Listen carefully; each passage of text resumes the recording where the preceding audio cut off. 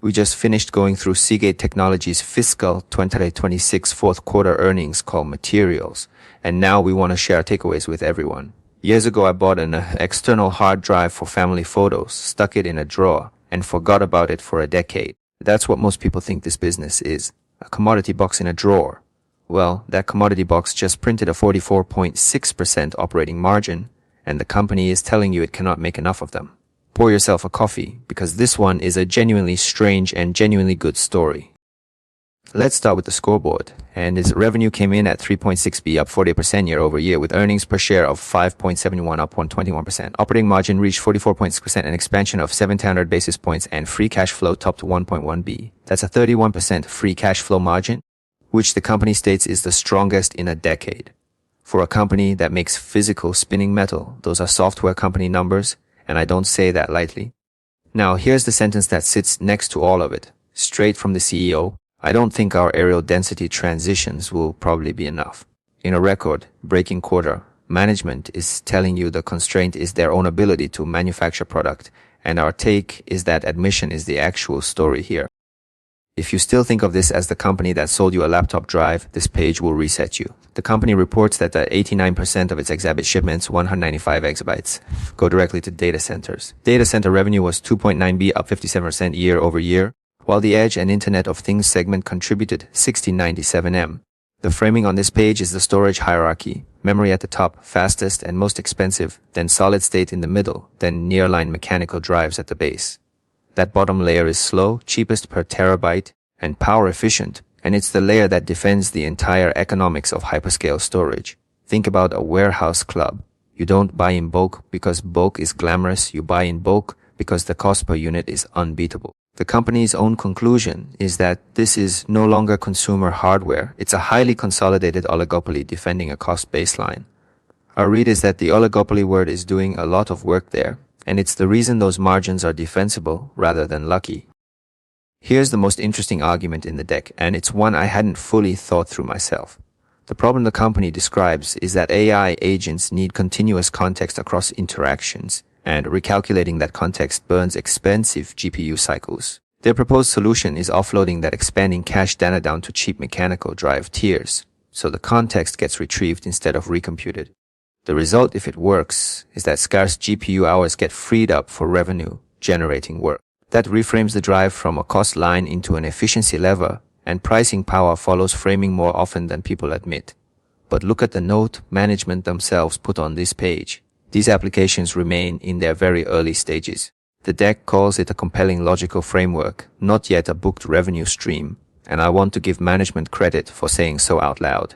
Our take is this is a real option on future demand, worth watching closely, and worth exactly zero in your model today.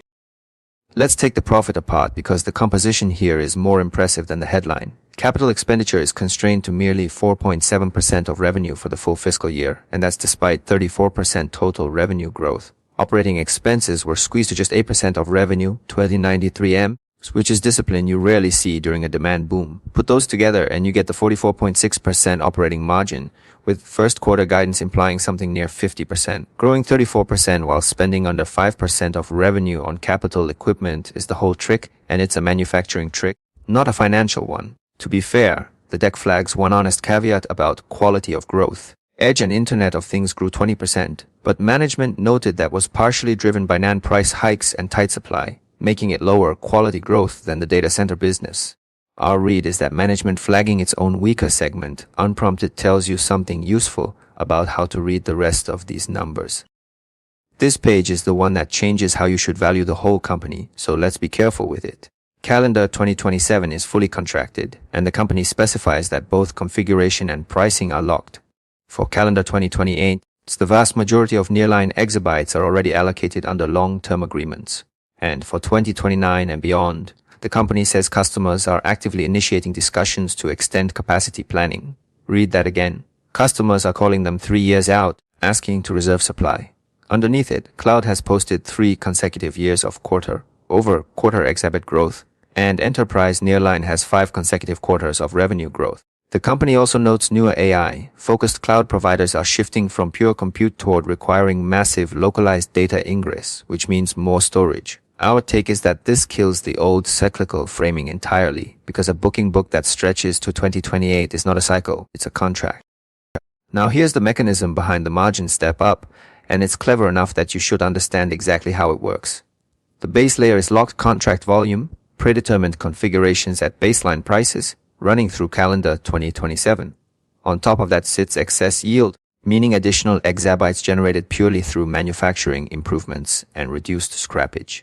Because those extra exabytes fall outside the contracts, the company sells them into the spot market to capacity, starved customers at a significant premium. So every point of yield improvement doesn't just cut cost, it creates product that sells at the highest available price in the market. That is a beautiful piece of operational engineering, and it explains the margin expansion better than any demand story does. But the deck puts the caveat right on the page. This mechanism is powerful and volatile. The premium layer will be the first thing to vanish when the broader supply and demand gap eventually closes, and our take is that timing question is the entire bear case in one sentence. Here's the physical constraint the CEO was talking about, and it's genuinely unusual for a growth story. The company is holding total drive units manufactured flat while pushing platters and heads per box up 15 to 20%. So the growth in exabytes comes entirely from cramming more capacity into the same number of boxes. Why not just build more boxes? The deck gives 3 reasons, and they're all physical. Product transitions require halting production lines, so every generational step costs you factory time. Conversion complexity, not raw volume, is the true constraint, and reaction time is slow, taking 3 to 4 quarters from wafer start to final shipment. The company's own key insight is that the flat unit strategy maximizes capital efficiency, keeping capital spending at 4.7%, while creating a physical ceiling on exabyte growth. Our read is that this is a deliberate trade, and it's the right trade today, but it means the upside is capped by physics rather than by demand. Now the technology roadmap, and there's an honest confession buried in here. The company reports that its fourth quarter exit rate reached roughly 40% of Nearline exabyte shipments on the new laser-based recording technology. They also state that vertically integrated edge emitting laser production has reached tens of millions of units, which is a real manufacturing achievement. On the product ladder, Mosaic 3FAS is qualified at all major cloud customers. Mosaic 4DAS at up to 44 terabytes is ramping with 2 major cloud providers, and Mosaic 5FAS above 50 terabytes targets qualification in late calendar 2027. Management says it is deliberately pacing that ramp because of complex customer supply chains, which is a reasonable explanation. Then comes the admission, and I appreciate it, we are pushing the older recording technology probably a little harder than we originally thought. Translation: the legacy platform is carrying a heavier load than planned to meet immediate demand. Our take is the new technology is genuinely progressing, and the fact that they need the old one working overtime tells you the demand is running ahead of the transition. This page does something I wish more decks did. It takes one quote and shows you both sides of it honestly. The quote again: I don't think our areal density transitions will probably be enough. The bull reading is ultimate pricing power. If demand is locked out to 2028 and supply is physically capped, the gap stays wide open and premium spot pricing holds. The bear reading is the exabyte growth ceiling. Because the strategy relies solely on density while freezing unit counts, physical limits cap revenue growth. And the deck gives you the evidence for that bear case. Management refuses to raise the mid-20% exabyte growth target. That refusal is the most informative thing on this page, because a company that could grow faster usually says so. The synthesis the deck offers is exactly right. Over 1 to 2 years, these two views are compatible and highly profitable, and over the long run, they fundamentally diverge.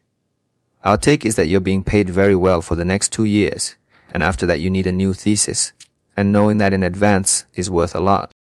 Here's the capital allocation story, and it's the cleanest page in the deck. The company started the fiscal year with roughly 5.0 B of debt and exited the fourth quarter at about 3.6 B. That puts net leverage down to 0.4 times, which for a capital-intensive manufacturer is essentially no leverage at all. The target for the first quarter of fiscal 2027 is roughly 2.4 B, following aggressive retirement of high-yield notes. Retiring your expensive debt first is basic, but it's the kind of basic that a lot of management teams skip when the cash is flowing.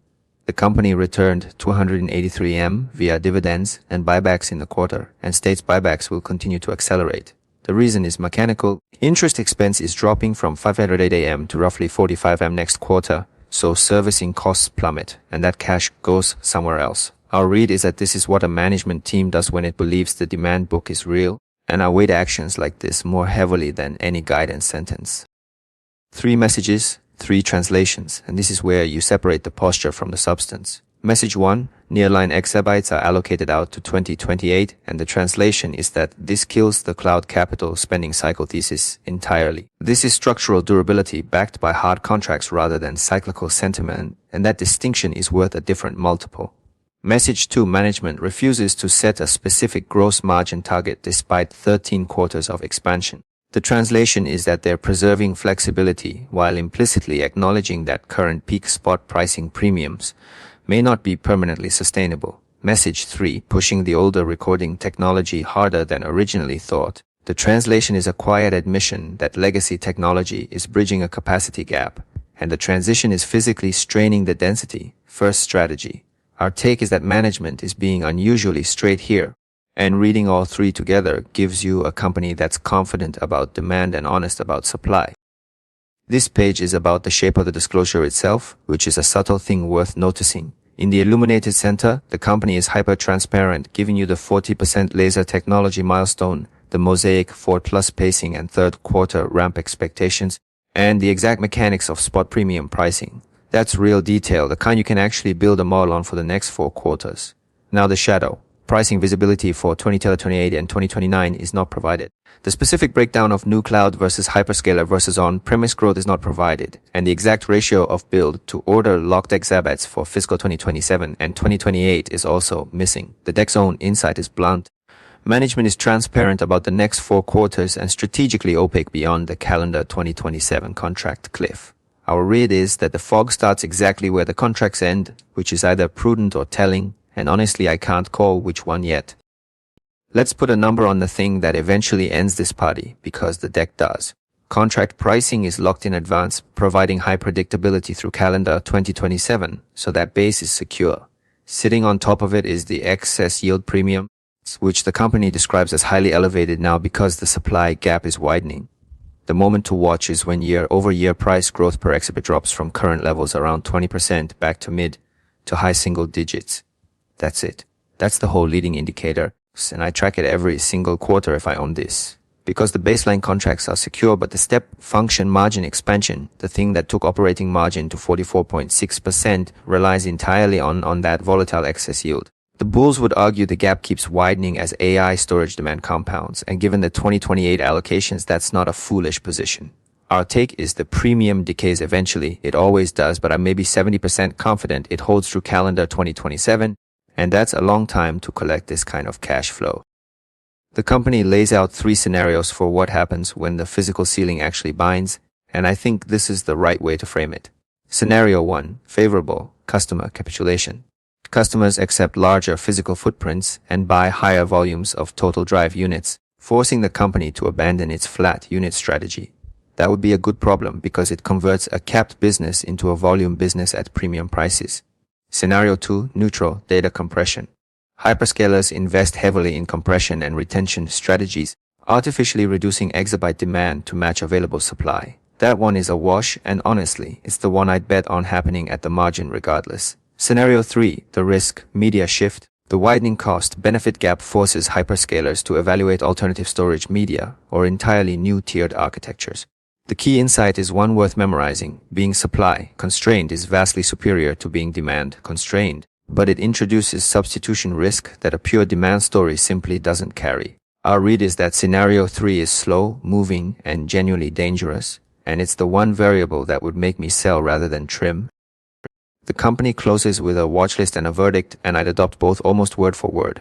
Critical to watch year-over-year price growth per exhibit, specifically any contraction from that 20% level, plus the Mosaic 5.5 qualification in late 2027. Worth monitoring, consecutive gross margin expansion, and any willingness to raise the mid-20% exabyte growth target, which would signal a genuine density breakthrough. Already on track, execution of aggressive share repurchases as dead targets 2.4b. The verdict has 3 parts. Demand is solved, so with Nearline contracts locked to 2027 and allocated to 2028. Supply is the ceiling because the flat unit manufacturing strategy caps total exabyte output, and the lens must shift. This has to be analyzed as a capacity-constrained industrial manufacturer rather than a demand-driven tech stock, with all upside resting on physics, yield, and density. Alright, last thing, radar always leaves you a light. I'm calling this one green, and I want to be clear about why. Because green is the color I hand out least. The fundamentals hold up on every measure I can verify: 44.6% operating margin, 31% free cash flow margin, net leverage at 0.4 times, and a demand book contracted out to 2028. The supply ceiling is real, but a company that's sold out 3 years forward while shrinking its debt and buying back stock is not the kind of risk that keeps me up. Here's what turns it yellow: price growth per exhibit rolling from 20% down towards single digits faster than expected. Because that premium layer is where the margin step up lives. And here's what turns it red: any credible sign a major hyperscaler is qualifying an alternative storage medium, because that substitution doesn't come back. If I'm wrong here, it'll be because I underestimated how fast that spot premium decays, and I'm telling you that up front. If you like this kind of analysis, the kind that does not ride the market's mood and stays locked on industry data and hard logic, please subscribe to Value Stock Radar. Hit the bell, like and share. Your support is what keeps us digging through the financials and hunting down quality names. This is Value Stock Radar. See you next time.